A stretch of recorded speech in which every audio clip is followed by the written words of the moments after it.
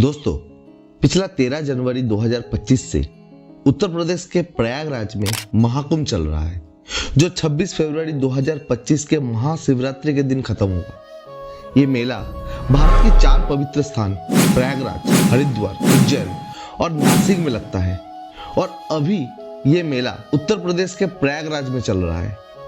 कुंभ मेले को लेकर लोगों में बहुत आस्था है। कहते हैं कि यहाँ स्नान करने से सारे पाप खत्म हो जाते हैं और व्यक्ति को मोक्ष की प्राप्ति होती है। लेकिन कुंभ मेले से जुड़े कुछ सवाल हर किसी के दिमाग में चलता रहता है, जैसे आखिर कुंभ मेले का आयोजन क्यों होता है? महाकुंभ मेला हर 12 साल में ही क्यों होता है? आखिर इस मेले की शुरुआत कैसे हुई? क्या है कुंभ का मतलब? क्या ये दुर्वासा मुनि और इंद्रदेव से जुड़ा हुआ है? क्या समुद्र मंथन से जुड़ा हुआ है? और भी बहुत सवाल। तो दोस्तों, चलिए आगे एक एक करके आपका हर प्रश्न का जवाब देने की कोशिश करते हैं। दरअसल कुंभ शब्द का अर्थ होता है घड़ा। इसे अगर धार्मिक नजरिए से देखें तो महाकुंभ का मतलब हुआ अमृत से भरा विशाल घड़ा। ध्यान रखना, यहाँ अमृत का बात हुआ है, जो सीधा सीधा समुद्र मंथन से जुड़ा है। पौराणिक मान्यता के अनुसार एक बार दुर्वासा ऋषि ने अपनी प्रसन्नता से इंद्र को एक दिव्य माला भेंट की। अहंकार में डूबा इंद्र ने उस माला का सम्मान ना करते हुए उसे अपने ऐरावत हाथी की सूंड में पहना दिया था। ऐरावत ने इस दिव्य पुष्पमाल्य को जमीन पर फेंक दिया और अपने पैरों तले कुचल दिया। जब यह दृश्य दुर्वासा ने देखा तो उनको अपमान महसूस हुआ। इस अपमान से क्रोधित होकर दुर्वासा ने इंद्र को श्राप दिया कि वो लक्ष्मी विहीन हो जाएगा। दुर्वासा ऋषि के श्राप के परिणाम स्वरूप इंद्रलोक की समस्त ऐश्वर्य और वैभव नष्ट हो गई थी। वही देवताओं में हलचल पैदा हो गई। जब इंद्रलोक संपत्ति विहीन हो गई तो देवताओं और असुरों ने मिलकर समुद्र मंथन किया, जिसके परिणाम स्वरूप मंथन से तरह तरह की चीजें निकलने लगी। सबसे पहले निकला हलाहल विष, जिसके प्रभाव से पूरी सृष्टि में हाहाकार मच गया था। इस समस्या से बचने के लिए स्वयं महादेव आगे आए और विष को अपने कंठ में धारण कर लिए। इस विष के कारण से उनके कंठ नीला पड़ गया था, जिसके बाद वो नीलकंठ के नाम से भी जाने जाने लगे। इस विष के निवारण के बाद मंथन दोबारा से शुरू किया गया, जिससे बाहर आए कामधेनु गाय, उच्च श्रेय घोड़ा, कस्तूर मणि और लक्ष्मी जी, और आखिर में खुद आयुर्वेद के जनक माने जाने वाले भगवान धन्वंतरी, जो अमृत कुंभ यानी कलश लेके बाहर आए। असुरों ने जब अमृत कुंभ को देखा तो उसे छीनकर भाग निकलने की कोशिश किया।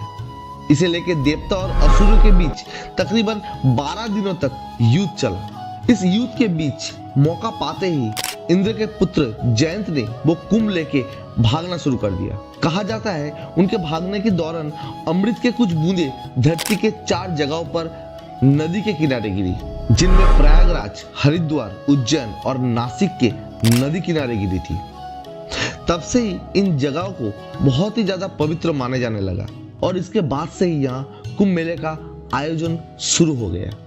दोस्तों, ये तो थी कुंभ मेले की उत्पत्ति की कहानी।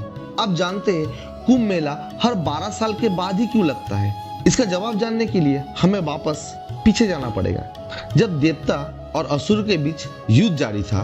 देखिए, अमृत देवता और असुर दोनों के लिए काफी महत्व था और किसी भी हालत में इस अमृत को दोनों पक्ष के लिए हासिल करना बहुत जरूरी था।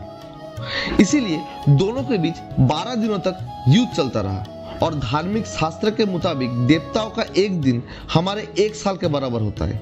इसीलिए हर 12 साल के बाद कुंभ मेले का आयोजन किया जाता है। माना जाता है हर 12 साल के बाद वो खास समय आता है जब प्रयागराज में त्रिवेणी संगम, हरिद्वार में गंगा नदी, उज्जैन में शिप्रा नदी और नासिक में गोदावरी नदी के किनारे अमृत रूपी शक्ति जागृत होती है, जिसके कारण देश विदेश के लाखों लोग यहाँ आते हैं डुबकी लगाने, ताकि उन्हें मोक्ष की प्राप्ति हो सके।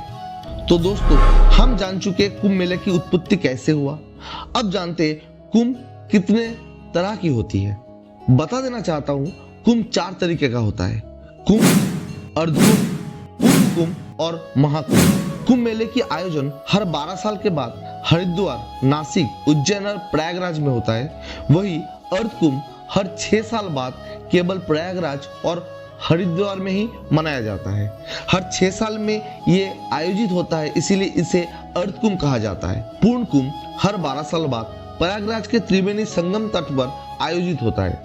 नॉर्मली समझे तो हर 12 साल बाद जो कुंभ प्रयागराज में मनाया जाता है उसे पूर्ण कुंभ कहा जाता है। इसके अलावा आखिर में आता है महाकुंभ। ये मेला हर 12वें कुंभ में आयोजित किया जाता है, यानी जब 12 साल बाद आने वाली कुंभ के 12 आयोजन पूर्ण हो जाता है तब 144 वर्ष बाद आने वाला कुंभ को महाकुंभ कहा जाता है। तो दोस्तों, ये था पूरी जानकारी हमारे महाकुंभ की उत्पत्ति और महत्व के बारे में। दोस्तों, ये सिर्फ एक धार्मिक आयोजन नहीं है, बल्कि हमारे संस्कृति, आस्था और विश्वास की प्रतीक है। अगर आप भी इस आयोजन का हिस्सा बनने जा रहे हैं या फिर इस महाकुंभ का हिस्सा बने हैं तो हमारे शुभकामना आपके साथ है। अपने अनुभव हमारे साथ कमेंट में जरूर शेयर करें और वीडियो पसंद आए तो इसे लाइक, शेयर, सब्सक्राइब करना मत भूलिए। मिलते हैं अगले वीडियो में एक नया और रोचक तथ्य के साथ।